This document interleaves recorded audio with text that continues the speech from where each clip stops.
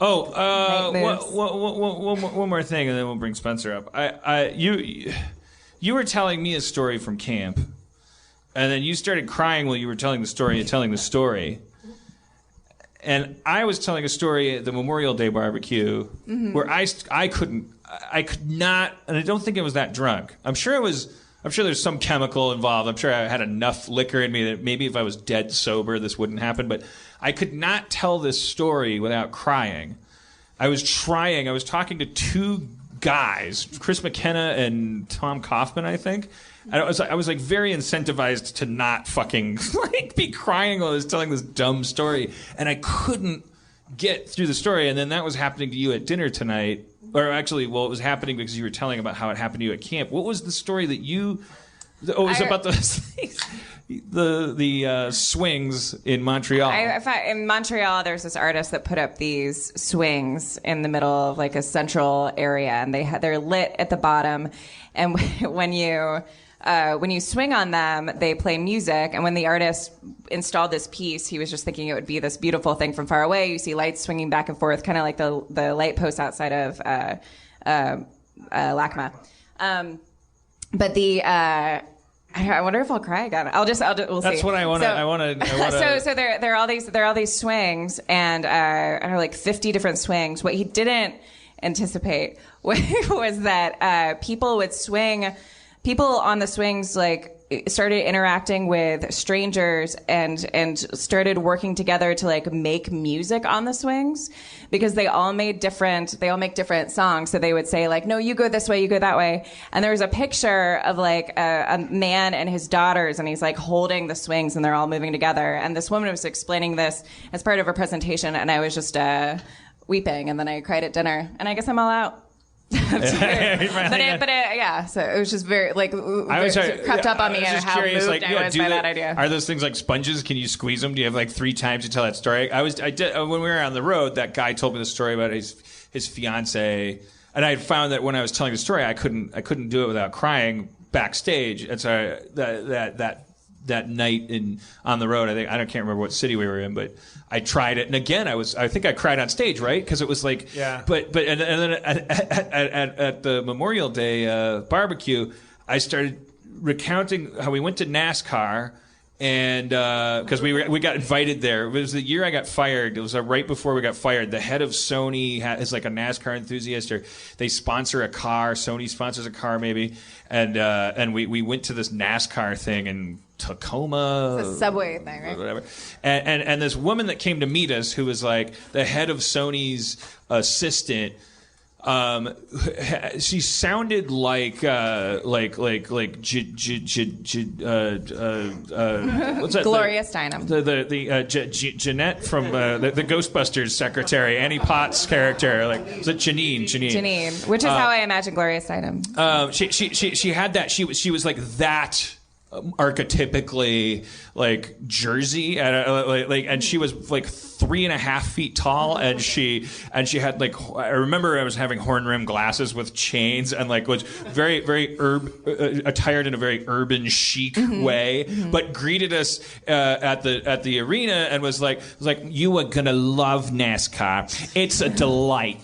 The drivers are so amazing. It's a great experience. People just love it, and it was such a weird. It was not a NASCAR personality, but Aaron and I kept like. But she was very like intellectual too. Like she was very smart and thoughtful. We kept falling back and going like, is she forced to do this? Because she shouldn't be forced to do this. Like, because if you haven't been to NASCAR, it's all very white. It's all very Christian. Like God is a big part of all of it. Like there's constant praying, and it doesn't seem like a place where just like a nice Jewish woman would want to hang out. What's her backstory? She's very nice. She shows us where the sandwiches are. She introduces us to the driver of the car. Yeah, everything is very heartland,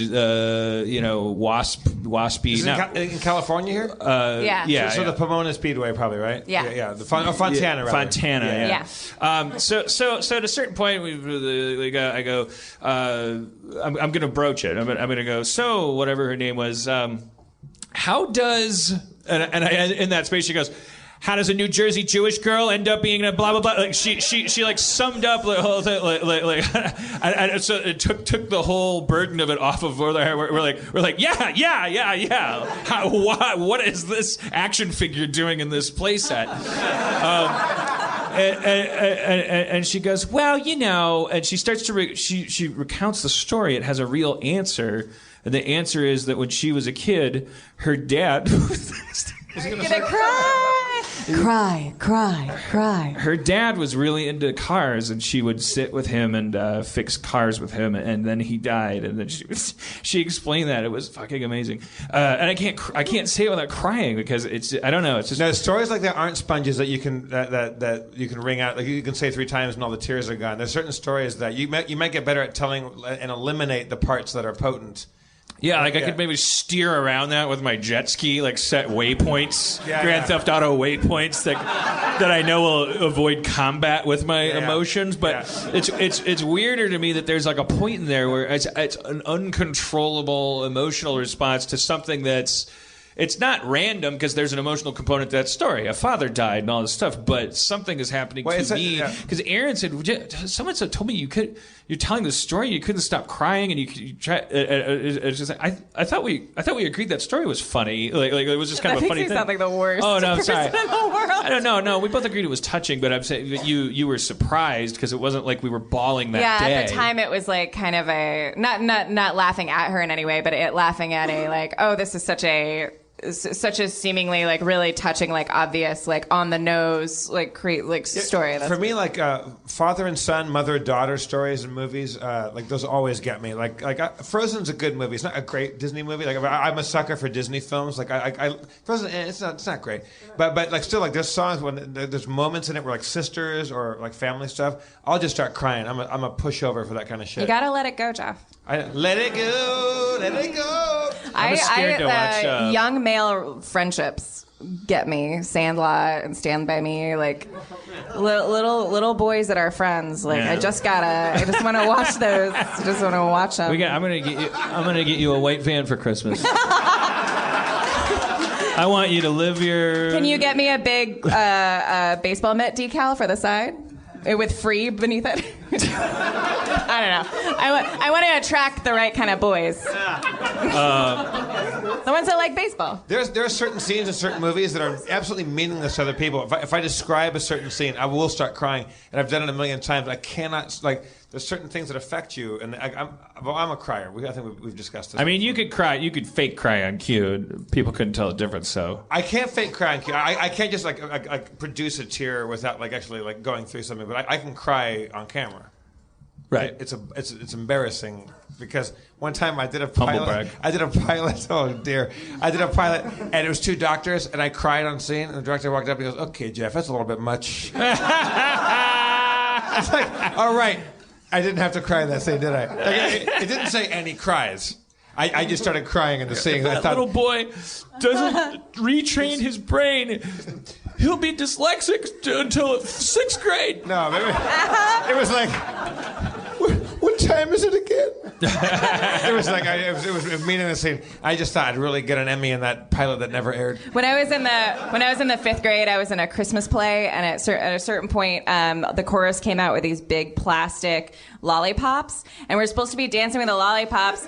And in rehearsal, the director had said, like pretend like you really want to lick the lollipop. And I misunderstood. So in the play, when everyone came out and everyone's dancing with the lollipops and going, like, for the podcast listeners, just like gently, like, away, air licking the lollipop, I was licking and like pretending to eat the lollipop. And I forgot to dance, was just standing there like I was eating.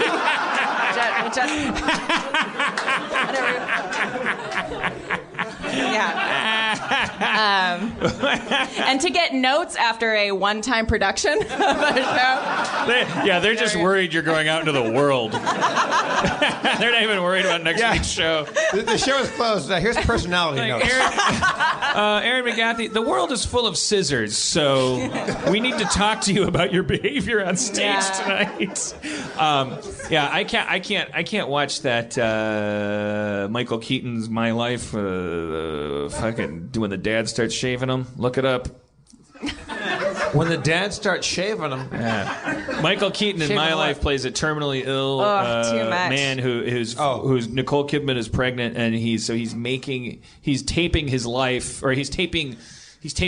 tapes that his kid can watch. This doesn't affect me at all. I can roll my eyes describing this. Michael Keaton's making tapes because he's going to die so that his kid can watch Michael Keaton after he's dead. Don't flatter yourself, Dad. But Michael Keaton's dad is like I don't know. It's something pheromonal must come off the screen or something. His relationship with his dad, it's just a lack of a relationship. And then he's not even telling his family he has cancer for a while. And then there's a point where Michael Keaton's too sick to get out of bed, and his dad is shaving him with a straight razor. It's fucked up. His dad shaves him. Oh, it's fucked up. I also once cried at the end of Doc Hollywood, so you go. You figure it out. That was just drunk. That was just fucking drunk. I went on a date with a girl. What year did Pretty Woman come out? Anybody? 90. 90? I went on a date with this girl to Pretty Woman, and I cried. And she cried too, but I was crying harder. Because you feel like a little hooker.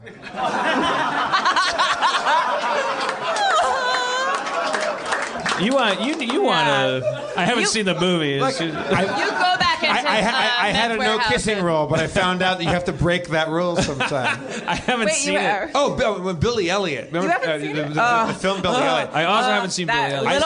I saw that with a friend. It wasn't the girl I was dating. It was a friend of mine, and we went to the Los Feliz 3, a little tiny theater, and we saw it. And I was sitting there, and I'm watching it, and it's about a little kid who wants to dance, and his family's poor, working class English family, and the mother dies, father sacrifices everything to get this kid through dance school, and at the end he comes on stage and he's just Swan Lake, and it's when he jumps in the air.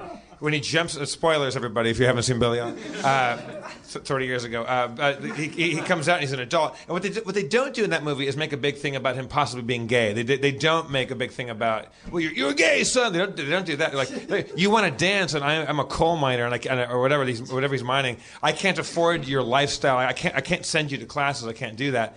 So they do that, and that's father-son shit. That's amazing. And then at the end, when now he's an adult, and they cut to all of a sudden he's this huge, fit, sexy, he's probably 18, 19, and he's like the Swan in Swan Lake, and he comes out and does his leap, and I may cry when I say this, but I've told it too many times, Dan. And they cut to the father, and he goes, and he sees his son leap in the air, and he's overwhelmed by it, and that to me, I cried so fucking hard in that theater. We got in the car. I live at the time 6 blocks away from that theater.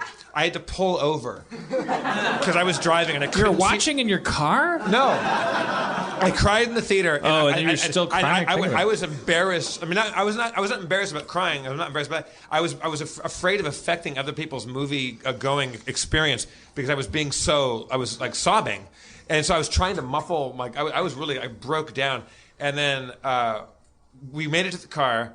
And I got my shit together. We were the last people to leave the theater. And we got in the car, and I drove home and had to pull over because I couldn't see the road because I was crying so hard. And I had to stop 3 blocks away, and I was still just completely overcome by that. Jeez. Yeah. Get a life, this guy. You know what fucked me up? Yeah, it's no Doc Hollywood. I got all fucked up by the Lego movie. Oh, yeah. Did you see me? Did you know I was crying next to you? I did not know you were crying. Usually I'm always watching for tears. That was a hard one because it was right on the fucking bubble of what's allowed to make you cry versus what's just forcing it and hoping you cry, which I don't want to give it a fucking satisfaction. It's a goddamn Lego movie. It's literally about corporate plastic. And I was like, I know you want me to cry. It's a fine written movie. You did a good job. Has anyone but here it's not seen cry for movie. Me. It's musical crescendos when a simple story beat happens and the music swells and I'm game over, baby. I think it had a lot to do with Will Ferrell. I think he's a really good Stranger Than Fiction. if he wants to, he can. I think that's why he's so funny. I think he's a really facile. Did you cry during Meet the Robinsons? Did anyone underrated movie? Anyone like Meet the Robinsons? I never saw it. Wait, what was Meet the Robinsons? What is? Yeah, that's good. How about Fox and the those Hound? guys are good. Yeah. Fox and the Hound is my ultimate. Sounds good. Disney stuff. And they're still little boys, Wait, what's but they're Meet the animals. Robinsons? What is that? I don't know. What's Meet the Robinsons? There's somebody meet Meet the Robinsons is about the young orphan who's an inventor, and he finds a family. No, I haven't seen that. I was watching the original Sabrina with Audrey Hepburn, and it starts off, and who's it? Is it William Holden and Bogart? Who's in it?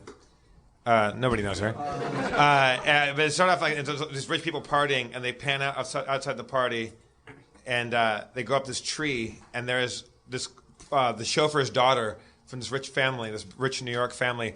She's just in the tree watching these sexy rich people party. Fuck that movie. And they go up they go up the tree, and they just cut to Audrey Hepburn's face. And I was watching it at home alone, and I just hit pause and broke down crying. Really? Right. It's such a beautiful story, but Audrey Hepburn is too beautiful in that movie. Like, I think that you lose the impact of that story is so lost on. Well, look, I'm not saying her beautiful little star face. I'm not defending the film or the plot or anything. I'm just saying that when they cut up there and you see her looking at that, and it was that moment, like, so well directed of somebody like being on the outside of something, and you cut to her eyes, and she's so beautiful, and she's like so like unique. It's one of those moments where I had to hit pause and just I just came apart.